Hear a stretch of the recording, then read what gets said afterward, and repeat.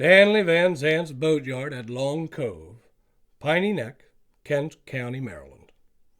It's a small place. Out the back door of the shop is a small, maybe 8 by 12 porch. Rockers, benches, a few folding chairs. Old tools, oyster knives, weathered photos, and an ancient outboard motor share the space. For over 40 years, Stanley Van Zant lived and worked at this place. In September of 1990, after a short illness, he died. The back porch is empty now. The old rockers move in the wind.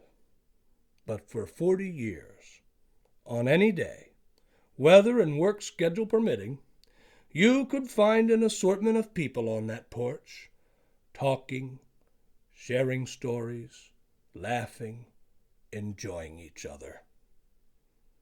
Being on the water, building boats, running the yard. These were his pleasures. Hardly the stuff of legends, but there is something legendary here. We live in a world of change, change which sweeps us along, willing or not. The old ways seem never to be as good as the new, even when the new carries with it more complexity, less quality, fewer enduring traits. Yet many of us hunger for things more permanent, more enduring. Stanley Van Zant never changed much. He rose with the sun and was usually at work well before 8. His work, his family, and his friends were central to his life. He knew where he was in the world, and he was happy there. And he was wise.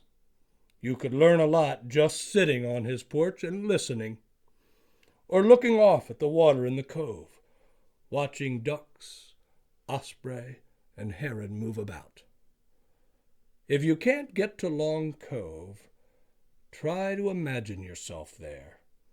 "Come sit a while," he'd say, and the talk would begin. "Oh, I was about 7 or 8 years old when I went on the water. I went with my father.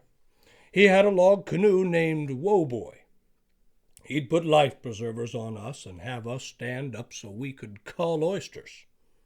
I didn't have my first boat until I was 20 years old. Before that, I had my father's boat. I took and built my boat, and my brother-in-law, Pearl's brother, he wanted a boat, and I built him one, and I believe I charged him $75 labor to build a 40-foot boat and put the motor in. So when I finished that, I had 3 more boats on order. From then on, I never went back on the water again. I'd say we built, it'd be 5,000 boats over the years. The watermen, when we used to build just a workboat, they would sit and watch and had to have the right shear, you know. Yeah, back there where they tonged the oysters, they wanted it low, you know, and the bow just turned up a little bit so the wind wouldn't blow it around. And then after a while, they got to building what we call the square stern. But when I first started to build, there was the tuck stern, you know. Oh, they was all fussy about that. Well, that's all they had in them days was the boat. That was their living. Oysters and rockfish has been comin' and goin' for years. Oysterin', I've told you before, my father and them used to go down the bay sometimes when there wasn't any oysters up here enough to catch. Of course, you always got to blame it on something, you know, just the combination of things. The same way with your clams. They come and go, and right now they tell me they don't know whether they're going to open or not at all this year.